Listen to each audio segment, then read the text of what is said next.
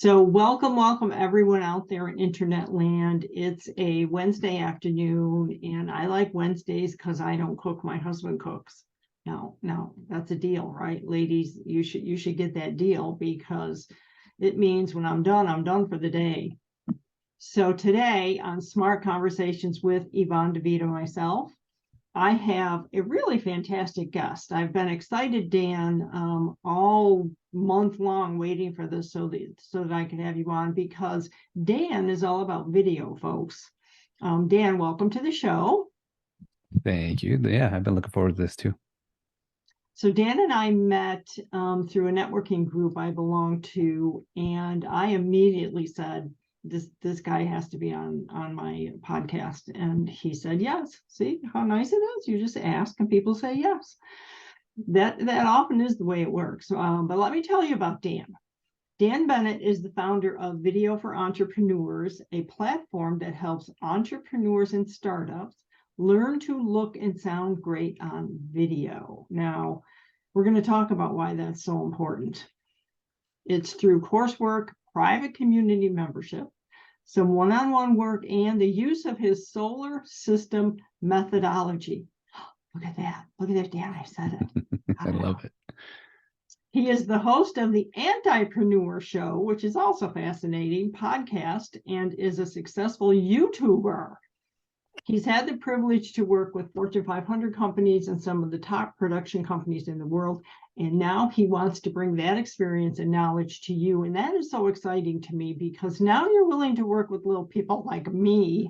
And I think that's it's very attractive, but it's also very necessary. So tell us, let's start with why video is necessary. And then I want to get into the solar system methodology. Yeah. If you're in business for yourself in any capacity, even as a professional, a coach, consultant, entrepreneur, it doesn't matter what the title is. What I like to call getting yourself out in front of yourself is super important. That means someone can meet you without having to take up your time. So whether that's a blog article, a video, a podcast, someone can get to know you and your brand, hopefully while you're sleeping, and that stuff can be out there working for you. And I'm partial to video. So I just think that it's one of the most powerful mediums. It's very flexible. And once you create a video, you can also turn it into other things. So that's really great for those of us trying to squeeze every bit of productivity we can out of what we do. And then on the other side, kind of like we're doing now, it allows you to show up looking and sounding great on your calls, your workshops, your Zoom meetings, and all that kind of stuff too, which oftentimes subconsciously carries a lot of weight for those who are viewing you. I've been in a lot of Zoom meetings that are not my meetings. I'm just there as part of the crowd watching a workshop or something like that. And I'll raise my hand and ask a question, or I speak up on a certain topic. And all of a sudden I get private DMs from people like, okay, how do you look and sound like that? You know, and I always kind of joke that I'm cheating because it's what I do for a living, but I help other people do the same thing. So the mix of showing up, looking and sounding great, and then creating content, looking and sounding great, I think is the fastest track for someone to get to know, like, and trust you, oftentimes before they ever meet you. I agree. I can't agree more. That was really fascinating, though, that you said allows them to get to know you without taking up your time. I never thought of it that way, and that's really fantastic. But you also said something else. Video is flexible. What did you mean by that? Yeah, I won't bore you with the whole story, but I look at the different marketing forms as kind of vehicles, literal vehicles, kind of using that as a metaphor. And, you know, text and images and audio, they all have a vehicle I kind of relate them to. And video itself, I relate to like a hovercraft. You know, it can go on the land, the water, ice, snow, over rocks and smooth surfaces. And it's just got that ability to be many more things than just video. So a super quick example, I'm in some communities full of entrepreneurs, and they oftentimes have a space where someone can introduce themselves. And a lot of times people do that with a video. So oftentimes when I, just as a participant of the community, say, hey, welcome, I checked out your video, I love this part, I'm, would love to get to know you. If you ever want to jump on a call, let me know. I'll do that in a video in response. And that always carries a lot of weight. So I love too that you can use video in all kinds of forms you might not have thought of previously. But then as soon as someone like me says, have you ever thought of this or that? You can start to see where video can serve these other purposes. And that kind of brings it back around that hovercraft type thing. It can almost go anywhere. Wow. I really never thought of it that way. I do have a welcome video on my website, but we're redoing our website and everything, so I'm going to have to make a new one. So before I get into all of the things that prevent people from doing video, and there are a lot of them, tell me about your methodology, your solar system methodology. Yeah, I'll keep it super high level. I am a metaphor and analogy guy. It's the only way I know how to learn or teach for the most part. So I just kind of think of the solar system very literally. For those of you out there who love frameworks, this is just hub and spoke. It's nothing special, and I didn't invent it. I just gave it a little color so it could help us wrap our minds around the content that we're going to create. So we do it purposefully, especially when it comes to video. This does work for anything, but it works really well for video. So I'm going to use my own YouTube channel as an example of how the solar system methodology kind of works for people. At the center is the sun, of course. The sun is your big idea. It's your North Star. It's that thing that you'll never deviate from, or at least not in the short term. And oftentimes it's that thing that gets you going in the morning. It's a thing you're already thinking about before you do work. Again, I'm going to use myself as an example all the way through. So feel free to look at my example and think, what's my version of what Dan just said? So the sun in my universe, my solar system, is helping entrepreneurs look and sound great on camera.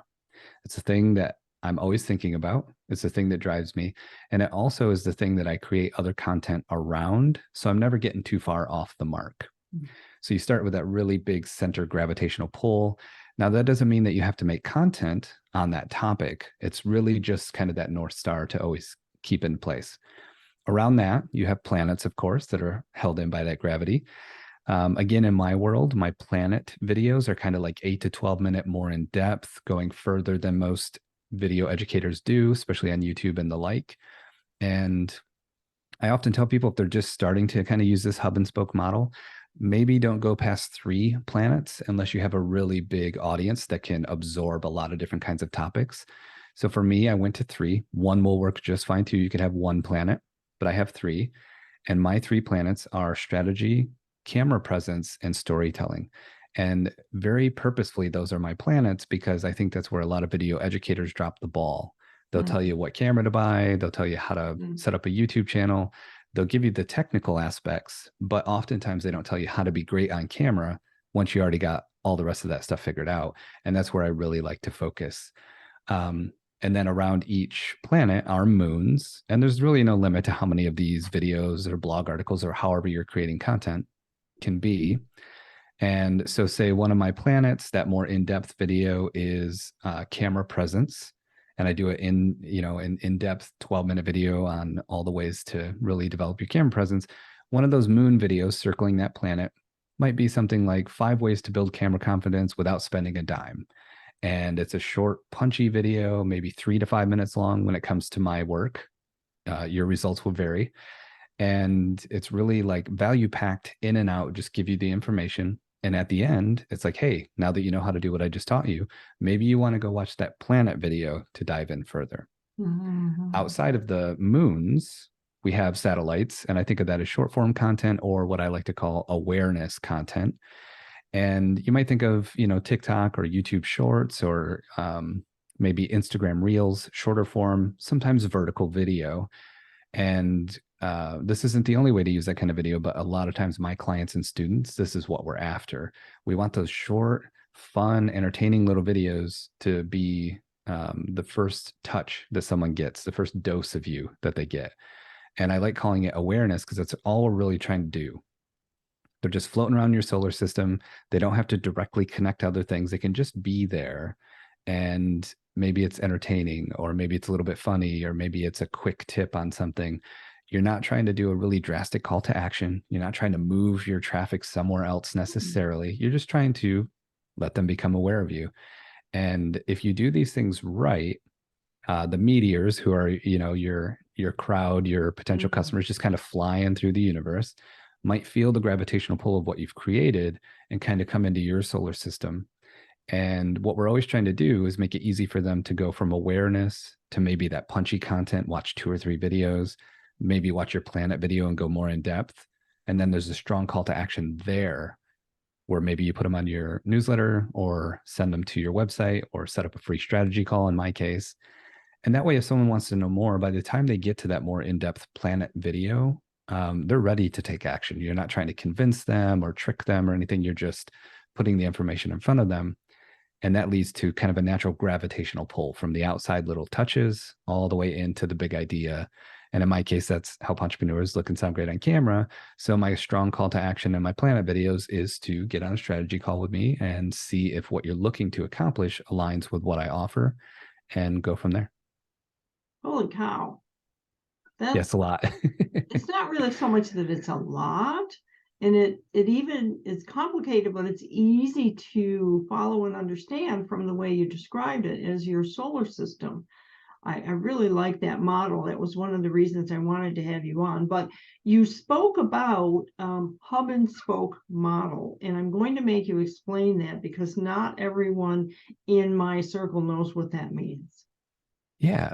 So if you think of kind of like a wagon wheel, a good old school hub and spoke type of wheel, you see that center mass. Sometimes people refer to some of the frameworks as like an island and bridges that come to the island. Hmm. Hub and spoke, an island, the sun in the center of your solar system, no matter how you look at it, it's a kind of a final destination. It's that thing that you do or offer. It's that newsletter that you're growing, whatever the final kind of destination is that you want people to have the ability to go to. And then everything you build is from there out. So to keep it super simple, if you built your hub in one factory and your spoke in another and you never connected them, the wheel's never going to work. So Mhm. being very purposeful about building from the center out, that way the structure is really sound. And if someone wants to go from the outside in, you've made that path very clear for them. And it really is just kind of that simple. It's just thinking of never deviating from the whole reason that you're creating something. And what that does is keep anyone who's creating, but especially entrepreneurs, from setting up the camera, hitting record, and going, "Oh, what do I talk about? What do I make? What am I doing? What's my strategy?" This Mhm. helps entrepreneurs never have to start from a blank page because they know, okay, no matter what I make today, it has to fit in this solar system or this hub and spoke wagon wheel. It's got to fit in there and it's got to make sense, or else it might not be worth making. Mhm. And this lends itself towards content marketing, awareness content, all these things we're talking about. Having a standalone video like your About Me video is a super powerful singular way to make a video that might not be part of your solar system. It's just an informational video that's sitting there doing a job for you. But when it comes to people getting to know you over time and coming into your world, yeah, the hub and spoke is a great way to approach that. Yeah, I actually learned about that a year ago, I think it was, that particular connotation of it. I certainly understood what it was, but it helped me. But your solar system one helps even better, I think. The way you describe that really is visual in my brain to the point where I can see a solar system. So I want to go next into what holds people back. What are you discovering that and is it different things for different genres or industries or different things for men than it is for women? Yeah, there's some individual components that are unique to all kinds of different people and situations. But what I find really interesting is as a collaborator and I building my first cohort and building the curriculum around that cohort, we're diving into the pain points of my clients. We did the simple 5 whys method where you just ask why 5 times. And that fourth and fifth time are real hard. Sometimes you got to spend time and dig and like feel like you don't know anything about your own business and Yeah. work through it. And what we found is whether it was, I hate my own voice, I don't like the way I look on camera, I'm afraid no one will watch, I'm afraid I Yeah. won't look as smart on video as I know I am in real life, I'm afraid if I don't have the right equipment, I won't look high quality, even though in real life I know I carry myself well. I'm afraid that even though I'm good in the boardroom and I can give a talk anytime, or I've been on that stage and I've given talks at conferences, I might lock up when it's video because it's just me in a room and there's no audience. Mm. Although those are all very different things that people sometimes feel one or more of, they all come down very interestingly to a lack of strategy. And so as we dug into like why number 2 and why number 3, we kept bumping into strategy no matter what the pain point was. And that's when I decided I need a framework and a methodology. I need something that people can wrap their heads around. I need a strategy so I can help people get past all these different components and pain points that keep them from being great, like I already know they are. Mhm. And then we enter into mindset. It's interesting. So many components of business are based around mindset, but that's a hard thing to market because everyone's got their own opinion on what mindset is. So I have to market the before and after, the technical. I'm going to help you so you don't have to be scared. But really, what I'm after is getting them past those hurdles so I can then help people be great on camera like they already are in real life. And that comes through getting repetition in, working with a pro who can help you avoid some of the pitfalls that you don't have to go through. And oftentimes that leaves people in a position where they can then start thinking about the important stuff, which is what am I going to say? How am I going to say it? And where's that video going to live? And what job is it going to do for me? So I think that's a big part of the work I do is help people understand that even though they might have a specific apprehension, like I hate my voice when I hear it played back to me, there's actually science behind why you feel that way. There's actually ways to eventually get to at least being comfortable enough to hit record and not dread it. And then there's a way to see a future where you make videos that really impact people and make a difference. And you're like, oh, a year ago, I hated my voice and I almost kept my voice from the world. And now I'm able to help people with my voice. How crazy is that? So those are some of the components, but a lot of those components come down to mindset and finding our own path from uncomfortability to at least being comfortable to hit the record button. Yeah, I understand that. I can tell you from a female perspective that the ladies I talk to, I mean, it's just a part of it is how they look on camera. So they don't know what to wear. They don't know how to fix their hair. Like I was telling someone yesterday that we were talking about authenticity, which is really important, right? And I said, well, the authentic Yvonne has her hair done and her makeup on before she goes on video. I don't know that I've ever done a video without it. And it's not, some people might think that's made up, but it's not. That's who I am. Yeah. That's how I appear to the audience that I'm serving. But the other thing with women is that we all don't like the sound of our voice. So that's what you talked about a little. But there's also that, again, we don't know the equipment that we need. We don't know where to put it. So I have a ring light. It's way up there. And it seems to be working okay, except I don't wear my glasses on camera because it still has a glare. And I've tried everything, Dan, to get the glare out of my glassing, and nothing works. So what advice do you have for us ladies? Yeah. So the first thing that I'll share, and this is for fun fact, this is not, this is in addition to what you've said, not to negate what you've said. Okay. You would be highly surprised how many men really care about what they look like too, but they're not talking about it so much publicly as they are in private conversations with me. And I'm someone who I'm a proponent of like feeling good on camera. Camera presence is a big part of what I teach. So I have right next to me, I have Maybelline makeup that I use on my face. And like you were kind of hinting at, it's got nothing to do with vanity. It's got to do with my eyes are really dark and my head is bald, so it'll reflect light. So I just put like a real light powder on my face, a lot like a news anchor would before they get under those lights. And it evens out my skin tone and, keeps my bald head from reflecting light. And that makes me feel my best. You know what I mean? So it's like I could go on camera anytime with no makeup on at all. And that's fine. But if I have control over it, I'm going to throw some on because I feel my best. And like you said, that's not made up. That's exactly how I feel. And so I think those things are important to think about because there's nothing wrong with that. And your authentic self is the one that is not thinking about technology and how do I look and all that, but they're thinking about what am I creating? Who am I helping? What am I doing in my business today that's making it better? And all these things are kind of like micro hurdles. Glasses is actually a video I'm shooting soon for my YouTube channel because I get it so often.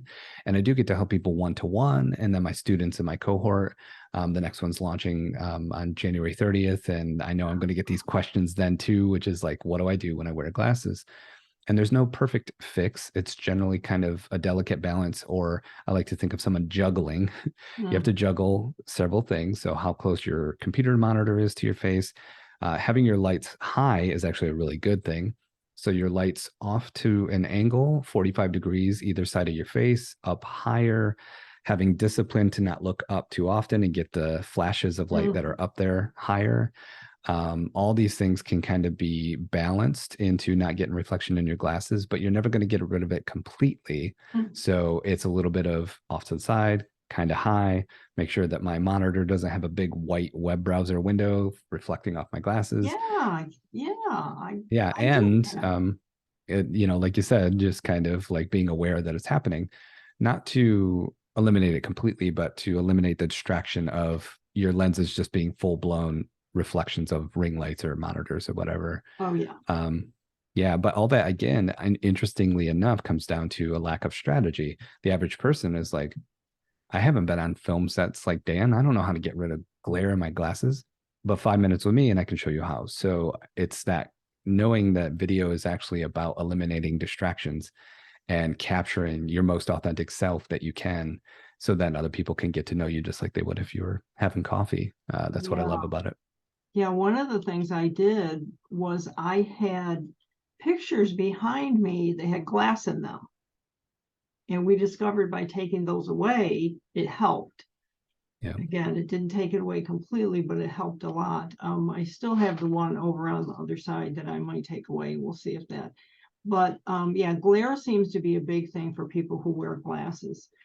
Yeah. So video itself is becoming not just a popular thing to do, it's a necessity now. It is actually something that if you're in business today, you need to have some kind of strategy around making video. And how, tell me a little bit about the value of working with someone like yourself, excuse me, which I think is hugely important because of your expertise. But also, if I'm just doing homemade video, it's not a bad thing. It's not something that I shouldn't, so I should never do video because right now I can't hire Dan. No, you should do video anyway, but there are things that little tips and tricks that people can use on their own. But I'm really interested in more of the value in the program that you're doing, because I was reading about it and it sounds fascinating. It sounds wonderful. Yeah, it's kind of a shortcut to what I know is important. And what I always can't convince someone who's thinking about working with me is important. Mm. So it's tough sometimes to get an entrepreneur past the camera, the lights, the microphone, the framing. Mm. I want that before and after that you have, Dan. And that's super important. And I tell people often that my kind of, descriptive tagline, help entrepreneurs look and sound great on camera, Mhm. is a two-edged sword. And as simple and short as that sentence is, I toiled over it for months and months and months because I really wanted it to make sense, not only for the person hearing it, but also for me. And so the outward to the collective view of look and sound great on camera is that before and after. It's the lights, the microphone, the camera, help me set it up, help me decorate my background, get me to that point. And I know that the really, really important look and sound great on camera is preparation, presentation, production, and publication. Mm. It's all the things that you learn how to do with a professional quickly. And then the parts I can't do for you, like get the reps in and all that, are facilitated by my community. So you can practice, you can get feedback before you ever put out anything in public. You can learn from professionals so you get there as fast as possible. And I'm just trying to facilitate that journey, because no matter who it is or what's going on or how much they pay me, it's a journey. There is no just one step and we're done. So I Mhm. want to facilitate that as fast as possible and get people to the point as fast as possible where they're like, oh man, I see it. Video is just the vehicle. It's just the car that's taking us. It's just a hovercraft, that's taking us where we're Mhm. going. It's me and my story and my business that's inside that vehicle. And that's the important part, because anyone can make a video, especially if they pay a production company to come shoot it for them. But Yeah. not everyone can be great on camera. And that's the part I'm really trying to help people achieve. That's really important. Wow. Because you're right. I mean, anyone can hire someone to come and take photos. But if you don't have that strategy and if you don't even understand your own story, and the truth Yes. being that people know their story, but they don't know how to tell it. Yeah. Yeah. And And that's what I'm always after. I love sharing with my students, especially when they're really new to video. They're not new to business. They're not new to life. They're just new to video. So I'm teaching them how it incorporates just like any other tool we'd use. And a story I share often, I don't name names, but I've worked with a lot of Fortune 500 companies. And I've brought all the equipment, all the information, all the lights, and had Fortune 500 CEOs sit down in front of me and melt and crumble Mhm. when all they had to do was just sit down and tell their story. They didn't have to think about equipment or anything. They knew they had a professional right there doing all the work for them. All they had to do was interview with me, and I've watched them crumble. And it's nothing against them. It just goes to prove that even if all the stuff is in place, all the technical is taken care of, you still got to tell a great story. And that doesn't necessarily happen from just sitting down and reading back a script you wrote. It comes through repetition, thinking, keeping story top of mind. Not every story's got to be once upon a time. Some stories can be like the one I literally just shared with you about how CEOs, as big and mighty as they are, crumble in front of a camera sometimes. So it's okay that we don't have it all figured out. You know, telling story like that creates the most powerful part of video, in my opinion, because it's the most powerful part of story, and that's relatability. You can tell Yes. me how you climbed Mount Everest and how cold it was one day and how close you were to dying one day and how you needed rescue at one point, but then you Yes. found your way. And even though I've never been there, I can think about, well, I've been stranded in the woods when I was young. That was terrifying. I grew up in Michigan where it's super cold in the winter. I know what it's like to be cold and it hurts. I can take all my life experience through your story, and you've created relatability, even though I've never been on that mountain. And I think that's what's awesome about this vehicle of video, is that it gives you an opportunity to let another human who's never met you before go, man, me too. You know, and Yes. it's a super powerful thing. It is. It's super, super powerful. Now, the other super, super powerful part is you can create an ongoing story. So you can Yeah. create 5 or 6 videos that are all pieces of the story. Yeah. And I don't think very many people are able to do that on their own. I'll tell you, just for me, and here's my little story, is I tend to, if I haven't written it down, it doesn't happen, number one. Number two, so if I decide I'm going to do a video and I don't have a script, but I have like some bullet points of things I want to talk about. And I think to myself, this could be a series. I could talk about this one tomorrow and this one the next day, and I don't do it. I talk about this one today, and then tomorrow I get busy doing something else, and they're gone. I never did it. Yeah. But you can do it, and it's so powerful if you do. Yeah. I am so happy you brought that up because I hadn't thought to go in that direction. It's so good. And there's this kind of thought process around video. Oftentimes, I've actually had people literally say this to me. Sometimes I got to feel them out and I'm figuring this out for myself. But sometimes they literally say to me, you know, before working with you, I thought like, we have to make this one big video and it's got to lift all this heavy weight for us and it's got to go viral and it's got to bring us money and it's got to do all these things. And now, Dan, you're telling me this could be 20 short videos over the next couple of months. Like, wow, yeah, never thought of it that way. And that's why I love the solar system, because your planet can have as many moons as you want, as long as they're all leading towards the same direction, which means you can take that big topic of something hard like camera presence, and I can make a bunch of 3 to 5 minute videos sharing little aspects, little tips and tricks, and little ways to get better on camera over time. And if someone wanted to, they could go to my channel to a playlist that's called Camera Confidence and watch every single video if they wanted. And it's all getting them closer to that big idea. So they don't have to, you know, eat the elephant all in one bite. They can do it a little bit at a time. I love that. I'm so glad we're coming to the end of our time, and I'm so glad that that's where we're ending, because that's, in my mind, that is one of the most powerful things about what you can do to help people. And I mean, you can make that big video and then break it up into little pieces. It's not everybody, people do that. Excuse me, not everybody, but people do that. But I think that if more businesses and professionals and entrepreneurs understood, they could do a series of 3-minute videos and working with you to develop the strategy and the talking points. So this is video 1, 2, 3. Also, the big thing is when you're doing that, you can be the one that helps those videos stand on their own if they need to, but then how do they connect all together? Because Yeah. that's another tool that the average person doesn't have. Yeah, it's one of those things that often happen in retrospect, and you're like, oh, I wish I would have. But once a video is posted, for the most part, you can't really do anything or change anything. So it's thinking about those things ahead of time. And I'll give a super quick example that can be used almost anywhere in what we're talking about doing.